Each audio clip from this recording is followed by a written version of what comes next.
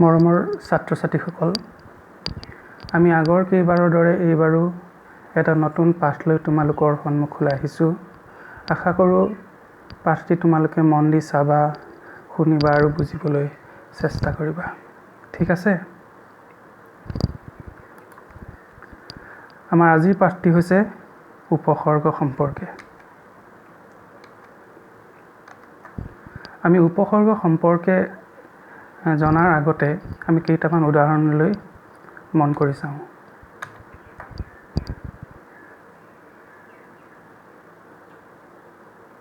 অতিভক্তি, অধিপতি, অনুতাপ, অভিমুখ, উপকণ্ঠ, নিপাত, পৰাজয়, সুদিন। এই শব্দবোৰলৈ মন কৰিলে আমি এটা বৈশিষ্ট্য দেখা পাম। সেই বৈশিষ্ট্যটো চোৱাচোন। অতিভক্তি, অতি যোগ ভক্তি। অধিপতি, অধি আৰু পতি লগে অধিপতি। ঠিক সেইদৰে অনুতাপ, অনুতাপ। অভিমুখ, অভি যোগ মুখ। উপকণ্ঠ, উপ যোগ কণ্ঠ। নিপাত, নি যোগ পাত। পৰা, পৰা যোগ জয়। সুদিন, সু যোগ দিন। আমি প্ৰতিটো শব্দ দেখিছোঁ যে আমি ভক্তি, পতি, তাপ, মুখ, কণ্ঠ, পাত, জয়, দিন, এইবোৰ মূল শব্দৰ আগত কিছুমান বৰ্ণ বা বৰ্ণাৱলীত যোগ হৈছে অতি, অধি, অনু, অভি, উপ, নি, পৰা, সু। এইবোৰৰ কোনো নিৰ্দিষ্ট অৰ্থ নাই, কিন্তু এইবোৰে মূল শব্দটোৰ লগত যোগ হোৱাৰ লগে লগে মূল শব্দটোৰ অৰ্থৰ সলনি কৰি দিয়ে। গতিকে মূল শব্দৰ আগত যিবোৰ বৰ্ণ বা বৰ্ণাৱলী বা অব্যয় যোগ হৈ মূল শব্দটোৰ অৰ্থ সলনি কৰি দিয়ে, সেইবোৰে হৈছে উপসৰ্গ। সংজ্ঞাটো চোৱা। শব্দৰ আগত বহি যি অব্যয়ে শব্দৰ অৰ্থ সলনি কৰে সি উপসৰ্গ। উপসৰ্গৰ নিজা অৰ্থ নাই, কিন্তু ই শব্দৰ আগত বহিলে শব্দটোৰ অৰ্থ সলনি হয়। ইয়াত কিন্তু হ্ৰস্বকাৰটো ইয়াত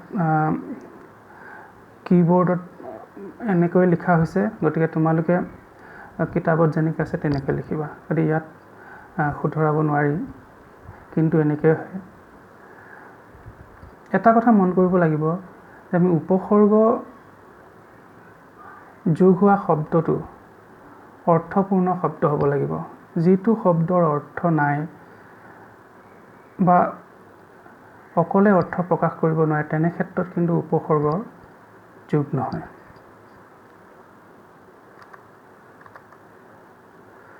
সংস্কৃত উপসৰ্গ। মূলতঃ সংস্কৃত ভাষাত ব্যৱহৃত হোৱা কিন্তু আমাৰ ভাষাতো ব্যৱহৃত যিবোৰ উপসৰ্গ সেইবোৰ সংস্কৃত উপসৰ্গ। আচলতে আমাৰ ভাষাত ব্যৱহাৰ হৈ থকা উপসৰ্গবোৰ সংস্কৃত উপসৰ্গ। অসমীয়া উপসৰ্গও আছে। মূলতঃ আমাৰ এই সংস্কৃত উপসৰ্গবোৰে আমাৰ অসমীয়াত ভাষাত ব্যৱহাৰ হয়। সংস্কৃত উপসৰ্গ মুঠতে 20টা বুলি ধৰা হয়।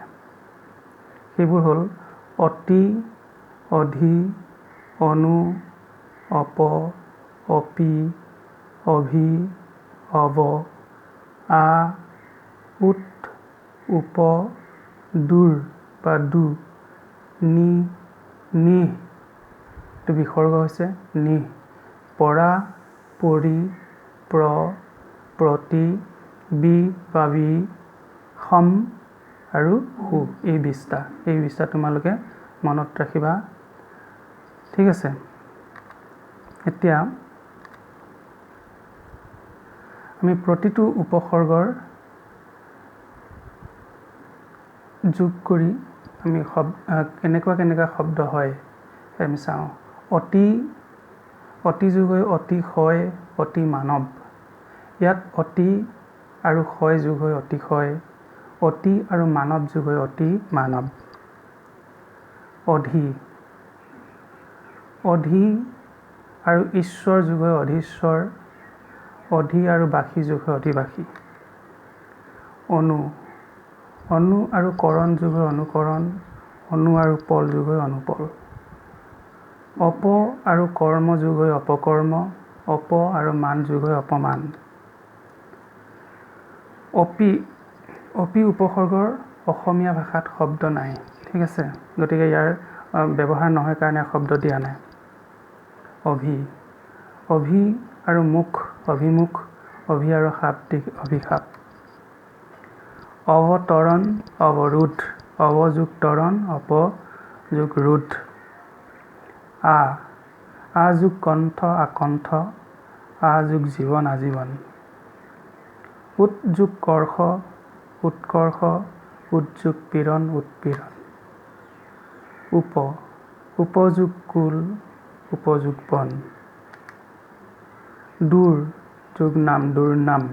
দুৰ্যোগ ভাগ্য দুৰ্ভাগ্য। নি, নিস্তব্ধ নিকৃষ্ট। নিস্তব্ধ আৰু কৃষ্ট নিকৃষ্ট। নিহ, নিহ যোগ ধন নিৰ্ধন। তোমালোকে বিসৰ্গ সন্ধি পঢ়িলে পাবা নিহ যোগ ধন নিৰ্ধন। বিসৰ্গটো ৰ হৈ যায় বা ৰকা হৈ যায়, ৰেফ হৈ যায়। নিৰ্ধন নিৰ্গমন। নিহযোগ গমন নিৰ্গমন, ঠিক আছে। নিহযোগ ধন নিৰ্ধন। পৰা যোগ জয় পৰাজয়। পৰাযোগ ক্ৰম পৰাক্ৰম। পৰিযোগ সীমা পৰিসীমা। পৰিযোগ দৰ্শন পৰিদৰ্শন। প্ৰযোগ বল প্ৰবল। প্ৰযোগ গতি প্ৰগতি। প্ৰতি, প্ৰতিবাদ প্ৰতিশব্দ। ইয়াত বাদ যোগ হৈছে আৰু শব্দ যোগ হৈছে। বি, বিপক্ষ বিবাদ। পক্ষ আৰু বাদ যোগ হৈছে। সম, সম্পূৰ্ণ। সম যোগ পূৰ্ণ। সংকলন। সম যোগ কলন সংকলন। সু, সুবিচাৰ সুগভীৰ।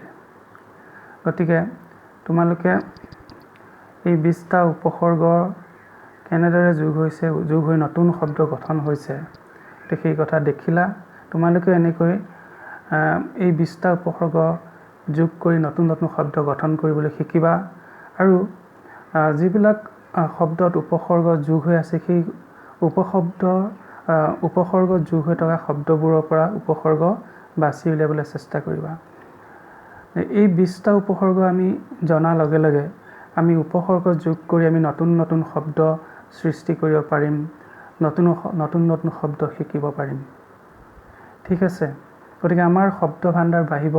আমি ভালকৈ লিখিব পাৰিম, বহলাই ক'ব পাৰিম, নিজাববীয়াকৈ শব্দ গঠন কৰি আমি ৰচনাত লিখিব পাৰিম, বাক্য সাজিব পাৰিম, কথা ক'ব পাৰিম।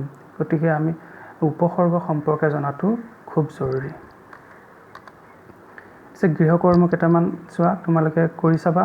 কৰিলে ইয়াৰ উপসৰ্গ ধাৰণাটো অধিক প্ৰকট হৈ উঠিব। তোমালোকে অধিক বুজি পাবা আৰু ভাল লাগিব। তলৰ উপসৰ্গকেইটাৰ সহায়ত একোটাকৈ শব্দ গঠন কৰা। নি, সু, পৰি, আ, উৎ, অপি, অনু, অভি, নিহ। তলৰ শব্দবোৰৰ পৰা উপসৰ্গসমূহ বাছি উলিওৱা। সুকঠিন, সংহতি, বিজ্ঞান, নিষ্কাশন, উপায়ুক্ত, আস্বাদন। মৰমৰ ছাত্ৰ ছাত্ৰীসকল, আজি উপসৰ্গ সম্পৰ্কে এইখিনিয়ে কথা আছিল। তোমালোকে নিশ্চয় বুজি পাইছা বুলি ভাবিছোঁ। এবাৰত বুজি নাপালে বাৰে বাৰে ভিডিঅ'টো চাবা আৰু বুজিবলৈ চেষ্টা কৰিবা। আৰু এই গৃহকৰ্ম যিকেইটা অনুশীলন দিয়া হৈছে এই অনুশীলনকেইটা কৰিবা। আৰু কিতাপত নতুন নতুন শব্দৰ পৰা উপসৰ্গ বাছিবলৈ যত্ন কৰিবা আৰু উপসৰ্গ যোগ কৰি নতুন নতুন শব্দ গঠন কৰিবলৈ চেষ্টা কৰিবা। ঠিক আছে, আজিলৈ সামৰিছোঁ। ধন্যবাদ।